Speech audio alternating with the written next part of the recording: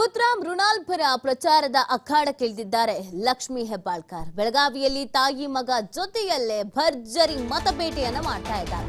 ಜಿಲ್ಲೆಯ ಮುಖಂಡರ ಆಶೀರ್ವಾದ ಅಪೇಕ್ಷೆಯಂತೆ ಟಿಕೆಟ್ ಸಿಕ್ಕಿದೆ ಅನ್ನುವಂತ ವಿಚಾರವನ್ನ ಹೇಳ್ತಾ ಇದ್ದಾರೆ. ಬೆಳಗಾವಿಯಲ್ಲಿ ತಾಯಿ ಮಗ ಇಬ್ಬರು ಭರ್ಜರಿಯಾದಂತ ಮತಬೇಟೆಯನ್ನ ಮಾಡ್ತಾ ಇದ್ದಾರೆ. ಜಿಲ್ಲೆಯ ಮುಖಂಡರ ಆಶೀರ್ವಾದ ಇದೆ, ಅವರ ಅಪೇಕ್ಷೆಯಂತೆಗೆ ಟಿಕೆಟೂ ಸಿಕ್ಕಿದೆ. ಜನರಿಗೆ ಹೈಕಮಾಂಡ್ಗೆ ಧನ್ಯವಾದ ತಿಳಿಸ್ತೀನಿ ಅಂತ ಹೆಬ್ಬಾಳ್ಕರ್ ಅವರು ಧನ್ಯವಾದ ತಿಳಿಸಿದ್ದಾರೆ.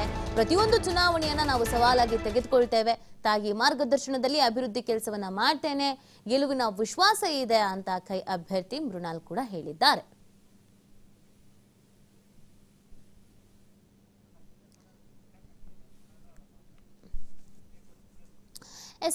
ಇದಕ್ಕೆ ಸಂಬಂಧಪಟ್ಟಂತೆ ನಮ್ಮ ಪ್ರತಿನಿಧಿ ಶ್ರೀಧರ್ ಕೋಟಾರಗಸ್ತಿ ಇಬ್ಬರನ್ನು ಕೂಡ ಅಭ್ಯರ್ಥಿ ಮತ್ತು ಅವರ ತಾಯಿ ಇಬ್ಬರನ್ನು ಕೂಡ ಮಾತನಾಡಿಸಿದ್ದಾರೆ. ಏನ್ ಹೇಳಿದ್ದಾರೆ ನೋಡೋಣ.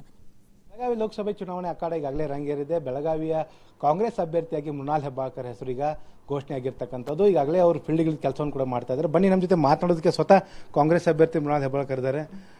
ಒಂದ್ ಕಡೆ ಮೃಣಾಲ್ ಹೆಬ್ಬಾಳ್ಕರ್, ಮತ್ತೊಂದು ಕಡೆ ತಾಯಿ ಮಿನಿಸ್ಟರ್. ಸೊ ಇಬ್ಬರಿಗೆ ದೊಡ್ಡ ಸವಾಲು ಅಂತ ಈ ಚುನಾವಣೆ. ಪ್ರತಿಯೊಂದು ಚುನಾವಣೆಯನ್ನು ನಾವು ಸವಾಲಾಗಿನೇ ತಗೊಳ್ತೀವಿ. ಯಾಕಂದರೆ ನಾವು ಮಾಡಿರೋಂಥ ಕೆಲಸ, ನಾವು ಮಾಡುವಂಥ ಜನರ ಮೇಲೆ ಭರವಸೆ ಮತ್ತು ಜನರಿಗೆ ತೋರಿಸುವಂಥ ಪ್ರೀತಿ, ಇದೆಲ್ಲ ಕೂಡಿ ಒಂದು ಪಾಸಿಟಿವ್ ಆ್ಯಂಗಲಿಂದ ನಾವು ಚುನಾವಣೆ ಯಾವತ್ತಿದ್ರೂ ಫೇಸ್ ಮಾಡ್ತೀವಿ.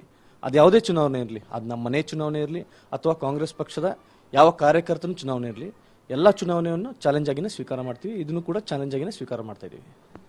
ಈ ಹಿಂದೆ ಮೃಣಾಲ್ ಅವರಿಗೆ ಟಿಕೆಟ್ ಕೊಡಬೇಕು ಅಂತ ಕೂಗು ಅಭಿಮಾನದಿತ್ತು, ನೀವು ಕೂಡ ನಿರೀಕ್ಷೆ ಇಟ್ಟುಕೊಂಡಿದ್ರೆ. ಅದು ಈಗ ಅನೌನ್ಸ್ ಆಗಿದೆ. ಎಷ್ಟು ಖುಷಿ ಆಗ್ತದೆ, ಜನ ಯಾವ ರೀತಿ ರೆಸ್ಪಾನ್ಸ್ ಮಾಡ್ತಾ ಇದ್ದಾರೆ? ಇಷ್ಟು ದಿನ ಕೂಗು ಒಂದು ಕಡೆ ಬೇರೆ ಇತ್ತು, ಆದರೆ ಇನ್ನು ಮುಂದಿನ ಕೂಗು ಬೇರೆ. ಯಾಕಂದರೆ ಇವಾಗ ಬಹಳಷ್ಟು ಜವಾಬ್ದಾರಿ, ಬಹಳಷ್ಟು ಚಾಲೆಂಜಿಂಗು, ಆಮೇಲೆ ಬಹಳಷ್ಟು ಜನರನ್ನ ಹೋಗಿ ಭೇಟಿಯಾಗಬೇಕು ಅನ್ನೋ ಒಂದು ಛಲ ನನ್ನಲ್ಲಿದೆ. ಹಾಗೆ ಎಲ್ಲರನ್ನ ವಿಶ್ವಾಸಕ್ಕೆ ತಗೊಂಡು ಎಲ್ಲರ ಮನಸ್ಸು ಗೆದ್ದು ಚುನಾವಣೆ ಮಾಡ್ತೀವಿ ಅಂತ ಹೇಳಿ ನನ್ನ ಮನಸ್ಸಲ್ಲಿ. ಬೆಳಗಾವಿ ಲೋಕಸಭೆ ಅಂದರೆ ಜನರ ಮಧ್ಯೆ ಇಟ್ಕೊಂಡು ಯಾರು ಕೆಲಸ ಮಾಡ್ತಾರೆ ಅವ್ರು ಯಾವತ್ತೂ ಮತದಾರ ಅವ್ರ ಪರವಾಗಿದ್ದಾರೆ. ಸೊ ಆ ನಿರೀಕ್ಷೆ ಇದೆಯಾ? ಗ್ರಾಮೀಣದಲ್ಲಿ ಏನು ಕೆಲಸ ಮಾಡಿದರೆ ಅದೇ ನಿಮಗೆ ಈ ಸಲ ಇಲ್ಲಿ ಹೊರ ಆಗುತ್ತೆ ಅಂತ ಅನ್ಕೋತಾರೆ? ಹೌದು, ಇವತ್ತಿನವರೆಗೂ ನಮ್ಮ ತಾಯಿಯವರಾದಂಥ ಲಕ್ಷ್ಮೀ ಹೆಬ್ಬಾಳ್ಕರ್ ಅವರು ಏನು ಕೆಲಸ ಮಾಡಿದ್ದಾರೆ ಅದು ಪ್ರತಿಯೊಬ್ಬರಿಗೂ ಕೂಡ ಮನಸ್ಸಲ್ಲಿ, ಬೆಳಗಾವಿ ಜಿಲ್ಲೆಯ ಪ್ರತಿಯೊಬ್ಬರಿಗೂ ಕೂಡ ಮನಸ್ಸಲ್ಲಿದೆ. ಸೊ ಅದೇ ಥರ ಕೆಲಸ ಇಡೀ ಲೋಕಸಭೆಯಲ್ಲೂ ಕೂಡ ಮಾಡಬೇಕನ್ನೋ ಒಂದು ಗುರಿ ನನ್ನದು ಇದೆ. ಅವರು ಹಾಕಿಕೊಟ್ಟಂಥ ಮಾರ್ಗದರ್ಶನದಲ್ಲಿ ನಾನು ಹೋಗ್ತೀನಿ ಅಂತ ಹೇಳಿ ನಾ ಇದು ಮಾಡ್ತೀನಿ. ಸೊ ನಿಮ್ಮ ರಾಜಕೀಯ ಗುರು ಯಾರು ಅಂತ? ನನ್ನ ರಾಜಕೀಯ ಗುರುಗಳು ಅಂದರೆ ಸನ್ಮಾನ್ಯ ಶ್ರೀ ಸಿದ್ದರಾಮಯ್ಯ ಸಾಹೇಬರು, ಶ್ರೀ ಡಿ.ಕೆ. ಶಿವಕುಮಾರ್ ಸಾಹೇಬರು, ಶ್ರೀ ಸತೀಶಣ್ಣ ಜಾರಕಿಹೊಳಿ ಸಾಹೇಬರು, ಹಾಗೆ ನನ್ನ ತಾಯಿಯಾದಂಥ ಶ್ರೀಮತಿ ಲಕ್ಷ್ಮೀತಾಯಿ ಹೆಬ್ಬಾಳ್ಕರ್ ಅವರು, ಇವರೆಲ್ಲ ನನ್ನ ರಾಜಕೀಯ ಗುರುಗಳು. ಮ್ಯಾಮ್, ಆ ನಿರೀಕ್ಷಿತವಾಗಿ ಮಗನ ಟಿಕೆಟ್ ಸಿಕ್ಕಿದೆ. ಒಂದು ಕಡೆ ಖುಷಿನೂ ಆಗ್ತದೆ, ಇನ್ನೊಂದು ಕಡೆ ಸವಾಲು ಕೂಡ ಇರ್ತಕ್ಕಂಥದ್ದು. ನೋಡಿ, ನಮ್ಮ ಜಿಲ್ಲೆಯ ಎಲ್ಲ ಮುಖಂಡರ ಒಂದು ಆಶೀರ್ವಾದ, ಅವರ ಅಪೇಕ್ಷೆ ಥರ ಹೈಕಮಾಂಡ್ ನಮಗೆ ಟಿಕೆಟ್ ಕೊಟ್ಟಿದ್ದಾರೆ. ಎಲ್ಲ ಮುಖಂಡರುಗಳಿಗೆ ನಾನು ಧನ್ಯವಾದವನ್ನು ಹೇಳ್ತೀನಿ. ಜವಾಬ್ದಾರಿ ಖಂಡಿತ ಯಾಕಂತಂದರೆ ಕಾಂಗ್ರೆಸ್ ಪಕ್ಷ ನುಡಿದಂತೆ ನಡೆದಿದ್ದೀವಿ, 5 ಗ್ಯಾರಂಟಿಗಳ ಅನುಷ್ಠಾನ ಮಾಡಿದ್ವಿ, ಜನರಿಗೇನು ಭರವಸೆಯನ್ನು ಕೊಟ್ಟಿದ್ವಿ ಆ ಭರವಸೆಗಳನ್ನ ಈಡೇರಿಸಿ ಅವರ ಒಂದು ಪ್ರೀತಿ ವಿಶ್ವಾಸವನ್ನು ಗಳಿಸ್ಕೊಂಡಿದ್ದೀವಿ. ಸೊ ಅದನ್ನು ನಾವು ಈಗ ಮತ್ತೆ ಕಾಂಗ್ರೆಸ್ ಪಕ್ಷಕ್ಕೆ ಆಶೀರ್ವಾದ ಮಾಡಿಸೋದ್ರ ಮುಖಾಂತರ ನಮ್ಮ ಪಕ್ಷಕ್ಕೆ ಒಂದು ಒಳ್ಳೆ ಒಂದು ಗಿಫ್ಟನ್ನು ಕೊಡುವಂಥ ಒಂದು ಚಾಲೆಂಜ್ ನಮ್ಮ ಮೇಲಿದೆ. ಸೊ ಆ ನಿಟ್ಟಿನಲ್ಲಿ ಎಲ್ಲರೂ ಮುಂದುವರಿತಾ ಇದ್ದೀವಿ. ಬಿಜೆಪಿಯವರು ಮೋದಿ ಹೆಸರಿನಲ್ಲೇ ಈಗ ಚುನಾವಣೆ ಎದುರಿಸ್ತಾ ಇದ್ದಾರೆ.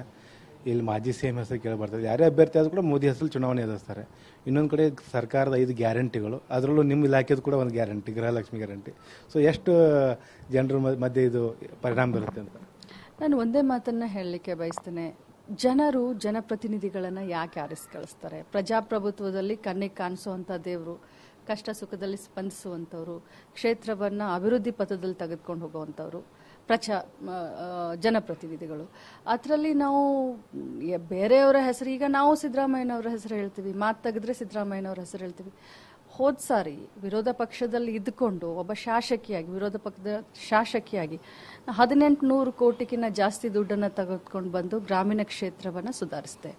ನಮಗೆ ಪಾರ್ಲಿಮೆಂಟ್ ಮೆಂಬರ್ ಯಾಕೆ ಬೇಕು ಅಂತಂದರೆ ಅನುದಾನವನ್ನು ತೆಗೆದುಕೊಂಡು ಬರಲಿಕ್ಕೆ ಮತ್ತು ನಮ್ಮ ಕ್ಷೇತ್ರದ ಧ್ವನಿಯಾಗಿ ಪಾರ್ಲಿಮೆಂಟ್ನಲ್ಲಿ ನಾವು ನಮ್ಮ ಕ್ಷೇತ್ರದ ಅಂದರೆ ಪಾರ್ಲಿಮೆಂಟ್ ಕ್ಷೇತ್ರದ ಒಂದು ಕಷ್ಟ ಸುಖವನ್ನು ಅಲ್ಲಿ ಪಾರ್ಲಿಮೆಂಟ್ನಲ್ಲಿ ಹೇಳ್ಕೊಂಡ್ರೆ ಇಲ್ಲಿ ನಾವು ನ್ಯಾಯ ದೊರಕಿಸ್ಕೊಡ್ಬೋದು. ನಾವು ಬರೀ ಮೇಲಿನವರ ದೇವ್ರ ಫೋಟೋ ತೋರಿಸೋಣ, ಆದರೆ ದೇವ್ರನ್ನೇ ಬಂದು ಎಲ್ಲ ಮಾಡಲ್ಲ. ಇವತ್ತು ನಾವು ಲಕ್ಷ್ಮಿಯನ್ನು ಪ್ರಾರ್ಥನೆ ಮಾಡ್ತೀವಿ, ಆದರೆ ಪ್ರಾರ್ಥನೆ ಮಾಡಿದ ತಕ್ಷಣ ದುಡ್ಡು ಬರೋದಿಲ್ಲ. ಅದಕ್ಕೆ ನಾವು ಕೆಲಸ ಮಾಡಬೇಕಾಗತ್ತೆ. ಪರಿಶ್ರಮ ಪಡಬೇಕಾಗತ್ತೆ. ಹನುಮಂತನ ಪೂಜೆ ಮಾಡ್ತೀವಿ. ಹನುಮಂತನ ಯಾಕೆ ಪೂಜೆ ಮಾಡ್ತೀವಿ? ಶಕ್ತಿ ದೇವ ಅಂತ ಹೇಳಿ, ನಮಗೆ ಶಕ್ತಿ ಕೊಡಪ್ಪ ಅಂತ. ಬರೀ ಪೂಜೆ ಮಾಡ್ಕೊಂಡು ಕೂತ್ಕೊಂಡ್ರೆ ಶಕ್ತಿ ಬರುತ್ತಾ? ನಾವು ಫೀಲ್ಡ್ಗಿಳಿದು ಕೆಲಸ ಮಾಡಿ ಮೈ ಮುರಿದು ನಾವು ಇದನ್ನ ಮಾಡಿದ್ರೆ ನಮಗೆ ಶಕ್ತಿ ಬರುತ್ತೆ. ಹಾಗೆ ತೋರಿಸಿದ ತಕ್ಕ ಹಾಗೆ, ಮೇಲೆಯವರ ಹೆಸರನ್ನ ತೋರಿಸಿದ ತಕ್ಕ ಹಾಗೆ ಕೆಳಗಿನವರು ಕೂಡ ಆ ಮಟ್ಟಕ್ಕೆ ಕೆಲಸ ಮಾಡಬೇಕಲ್ಲ. ಇವತ್ತು ಈ ಭಾಗದ ಯಾರೇ ಒಬ್ರು ಅಲ್ಲಿ ಧ್ವನಿ ಎತ್ತಿದ್ನ ಈ ಭಾಗದ ಜನ ನೋಡಿದಾರ? ಕರ್ನಾಟಕಕ್ಕೆ ಇಷ್ಟೊಂದು ಅನ್ಯಾಯ ಆಗ್ತಾ ಇದೆ, ಯಾರಾದರೂ ಧ್ವನಿ ಎತ್ತಿದ್ರ? ಈ ಬರಗಾಲ ಪರಿಸ್ಥಿತಿಯಲ್ಲಿ ನಮ್ಮ ಹಕ್ಕು ನಮ್ಮ ತೆರಿಗೆ ಅಂತ ಹೋರಾಟ ಮಾಡ್ತಾ ಇದ್ದೀವಿ. ಯಾರಾದರೂ ತೆರಿಗೆ ಹಣವನ್ನು ಕರ್ನಾಟಕಕ್ಕೆ ತಂದು ಸಹಾಯ ಮಾಡಿದ್ರ? ಸೊ ಇವೆಲ್ಲ ಬಹಳಷ್ಟು ಜನ ಬುದ್ಧಿವಂತರಿದ್ದಾರೆ. ಈ ಬಾರಿ ಖಂಡಿತವಾಗ್ಲೂ ವಿಚಾರ ಮಾಡ್ತಾರೆ ಅನ್ನುವಂಥ ಭರವಸೆ ಇದೆ. ಒಂದು ಮೇಡಮ್, ನೀವು ಈಗಾಗಲೇ 4 ಚುನಾವಣೆ, 3 ವಿಧಾನಸಭೆ, 1 ಲೋಕಸಭೆ, ಇವು 4 ಚುನಾವಣೆಯಲ್ಲಿ ತಮ್ಮ ಗೆಲುವಿಗಾಗಿ ಹಗಲಿರುಳು ಪುತ್ರ ಶ್ರಮಿಸಿದ. ಈಗ ಪುತ್ರ ಅನ್ನೋಕ್ಕಿಂತ ಕಾಂಗ್ರೆಸ್ ಅಭ್ಯರ್ಥಿ ಒಂದು ದೊಡ್ಡ ಸವಾಲು. ಯಾವ ರೀತಿ ಈ ಒಂದು ಚುನಾವಣೆ ಎದುರಿಸ್ತೀರ? ನೋಡಿ, ನಾನು ಕೂಡ ಮೊದಲಿಂದನೂ ಒಂದು ಜನ ಮೆಚ್ಕೊಂಡಿದ್ದಾರೆ, ನಾಯಕರು ಒಂದು ಅವಕಾಶ ಕೊಟ್ಟಿದ್ದಾರೆ. ಇನ್ನು ಯಾರೇ ಕೂಡ ಕೈಯಲ್ಲಿ ಅಧಿಕಾರ ಇದ್ದಾಗ ಪ್ರೂವ್ ಮಾಡಲಿಕ್ಕೆ ಸಾಧ್ಯ.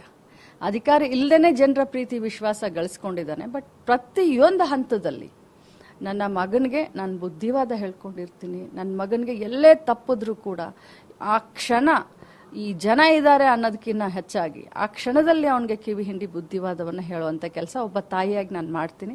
ನನಗೆ ಭರವಸೆ ಇದೆ, ಯಂಗ್ಸ್ಟರ್ ಇದ್ದಾನೆ, ಮಾಡಬೇಕನ್ನುವಂಥ ಒಂದು ಮನಸ್ಥಿತಿ ಇದೆ. ಸೊ ಎಲ್ಲ ರೀತಿ ಚೆನ್ನಾಗಿ ಮಾಡ್ಕೊಂಡು ಹೋಗ್ತಾನೆ ಅನ್ನುವಂಥ ಒಂದು ಭರವಸೆ ಒಂದು ತಾಯಿಯಾಗಿ ನಾನು ಇಟ್ಕೊಂಡಿದ್ದೇನೆ. ಸೊ ಇವಿಷ್ಟು ಏನಂದ್ರೆ ಬೆಳಗಾವಿ ಅಭ್ಯರ್ಥಿ ಮೃಣಾಲ್ ಹೆಬ್ಬಾಳ್ಕರ್ ಅಂತ ಮಾತು ಏನಂದ್ರೆ ಜನರ ಮಧ್ಯೆ ಇದ್ಕೊಂಡು ಕೆಲಸ ಮಾಡುತ್ತೀನಿ, ಆ ಒಂದು ಅವಕಾಶ ಕೊಡಬೇಕು ಅನ್ನೋ ಮನವಿಯನ್ನ ಮತದಾರರ ಮುಂದೆ ಮಾಡ್ತೀನಿ ಅನ್ನೋ ಮಾತನ್ನ ಹೇಳ್ತಾರೆ. ಕ್ಯಾಮ್ರಾಮನ್ ರವಿ ಜೊತೆ ಶ್ರೀಧರ್ ಕೊಟ್ಟಾರ್ಗಸಿ, TV5 ಬೆಳಗಾವಿ.